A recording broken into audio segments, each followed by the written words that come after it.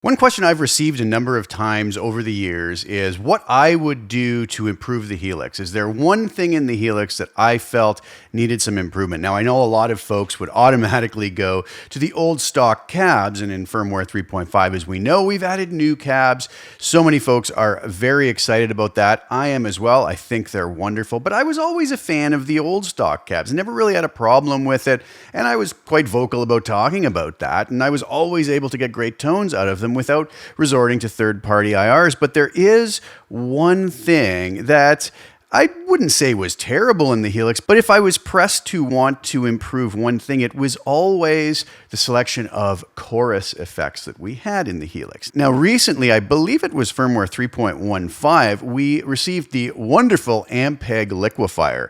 And I thought that did a great job of catapulting the Helix closer to having a really great chorus effect. But now in firmware 3.5, we received the 4-voice chorus, which I actually think is just spectacular. It sounds incredible, works really well, and I think that this is a bigger addition to the Helix than a lot of folks might even realize. And if you haven't had a chance to try it, I hope this video will nudge you in the direction of giving it a closer look. So without further ado, let's dive over to HX Edit and take a look and listen to what the new 4-voice chorus can actually do. So here we are over in a little preset that I'm calling none other than 4-voice chorus. And I have a couple snapshots set up. I have one that's called mono and one that's called stereo. So you'll see that I have my normal little template I always use that is available up on custom tone. To get started, it won't have the amp or the chorus in, obviously. It's just going to be a basic little template that you can add your own amp and swap the cab out for. But I do have this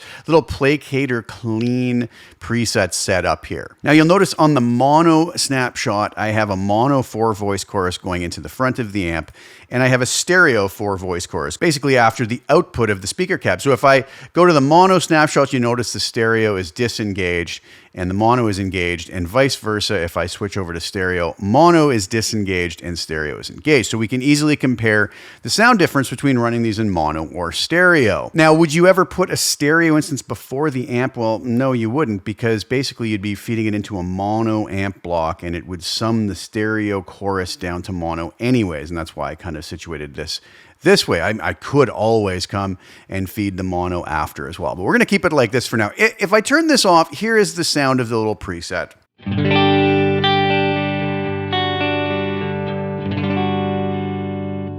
Nice little clean tone. I'm on the neck pickup of my Vigier Expert Strat style guitar. Let's re-engage this. Okay, so let's take a look and see what we have going. And you'll notice the parameters between the mono and the stereo versions are identical. Nothing different there. So we have rate, depth, number of voices, low cut, high shelf, mix, and level. So a lot of these are very typical to chorus. We're going to have a rate and a depth. And basically, again, I've talked about this in the past when many videos I've done about chorus. What a chorus is going to do is it's going to duplicate the dry signal, and it's going to pitch shift and delay that, which is going to be controlled by modulation. So it's kind of a moving delay and pitch shift of the original tone and then blended back in. That would be done with our mix control down here, which typically quite often is just going to be left on 50%. I mean, we don't have to, but I usually end up leaving them around there. So the rate is going to be how fast that modulation goes, and the depth is going to kind of be the width of that modulation, how extreme it is. So I'll show you some of my favorite settings. Now, the number of voices is going to be interesting because on a typical basic chorus, we would have the direct dry signal blended with one modulated copy of itself.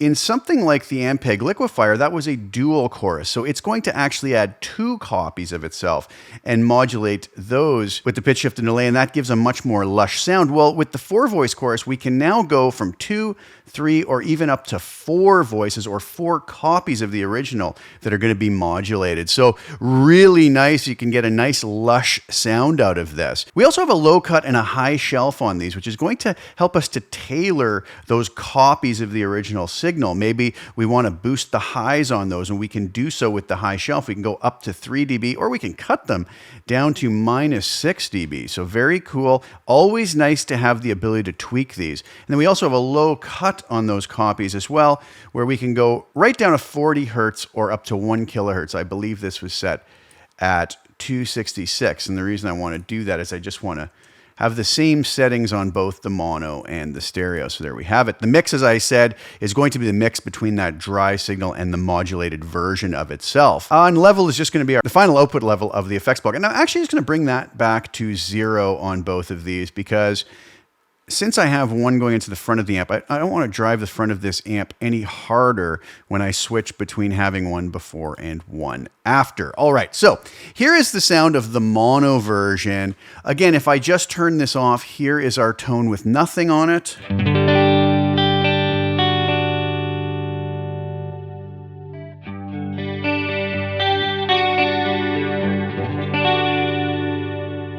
Now that is just at the default settings. Now, because this is mono, you're not going to get that big, wide, luscious sound. Now, if you're running a mono preset, then this is all you're ever going to get, right? And I obviously could also drag even a mono version after the amp as well.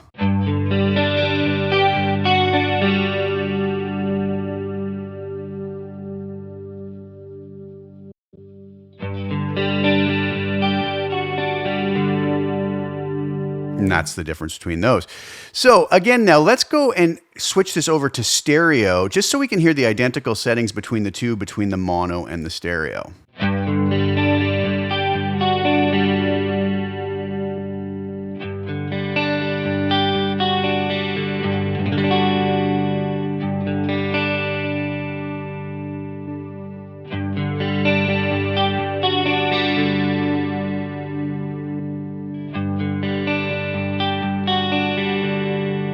So I think we can see that the stereo is much more lush, as would be expected, and very, very nice. Now, let's stick on the stereo version here, and let's play around with our number of voices for now.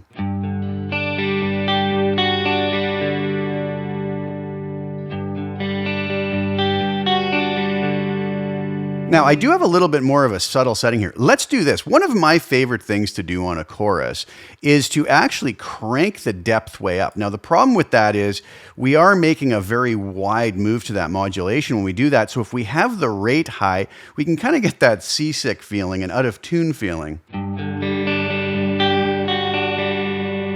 So if we want the ultimate lush chorus and we crank that depth up, we will need to probably bring that rate down. I'm going to bring it right down to 0.1 hertz.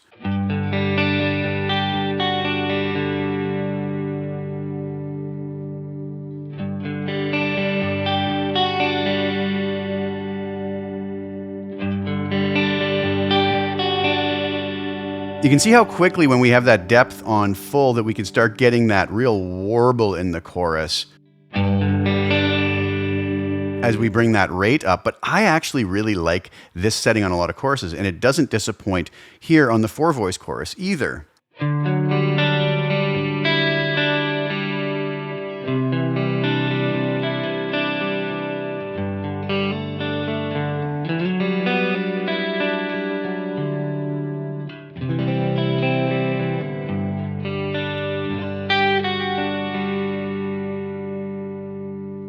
Very nice stuff.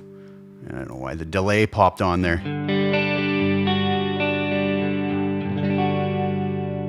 So that's a beautiful setting. Now let's go back to the mono version and create the same settings.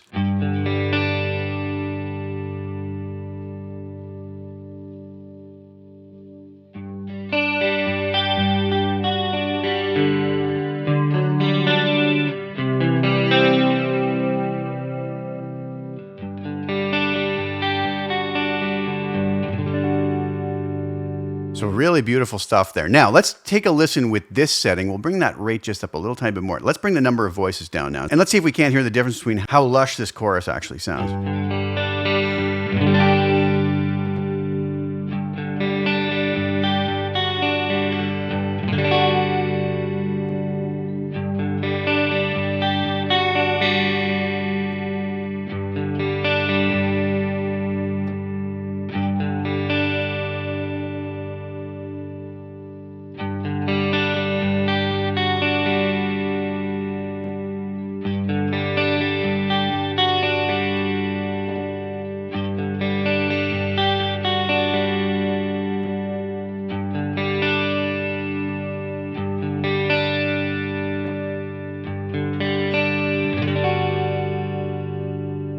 So that's the difference between the number of voices, and it's so nice to be able to have that control between them. I'm going to leave it here for now. Now, obviously, we could also get really crazy with this. If we were to crank the rate up.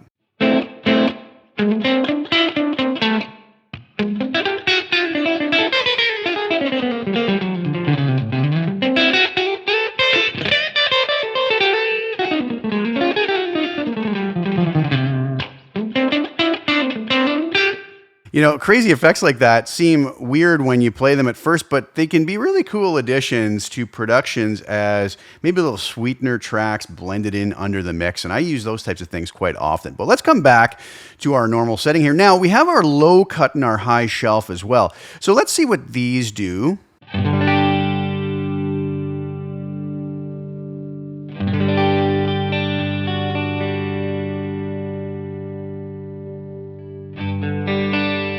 You can hear as I'm holding the chord and moving that those voices are now getting a lot more bottom end in them. So that chorus is going to be applied to a much wider frequency spectrum.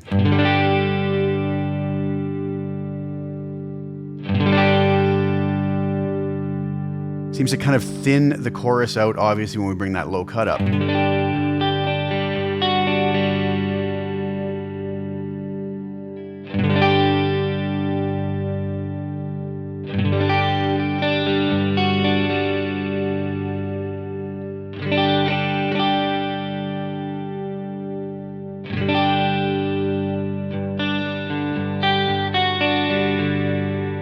So it is very nice to have the ability to control the EQ of the chorus as well. It's just always nice to have that little bit extra tweakability on it. So I'm really digging this, and I think you can see that it's not a complicated thing to dial in, but with the parameters that Line 6 have chosen to give to us, it's a very flexible chorus, and I think it sounds spectacular. All right, there you have it, the 4-voice chorus. I hope you guys enjoyed that look at it, and I hope that'll maybe nudge you in the direction of going and exploring this new model, which I think is a really spectacular addition to the Helix, and really takes it one step further to the one little weakness that I kind of felt the Helix had. It was never a deal breaker for me. Obviously, I was always able to get decent chorus sounds out, but I find now with the Ampeg Liquifier and the 4-voice chorus, the Helix has really upped its game as far as chorus effects, and I, for one, am extremely happy, and I hope you guys enjoy using those as well. So thank you guys so much for sharing your time with me. Please like the video. Please share it with anybody who you think would get some use or enjoyment out of watching it. And also please subscribe to the channel. Hit the little bell notification to get notified when I put new content out. I will be back really soon with some more. Thank you guys again so much for tuning in. Ciao for now.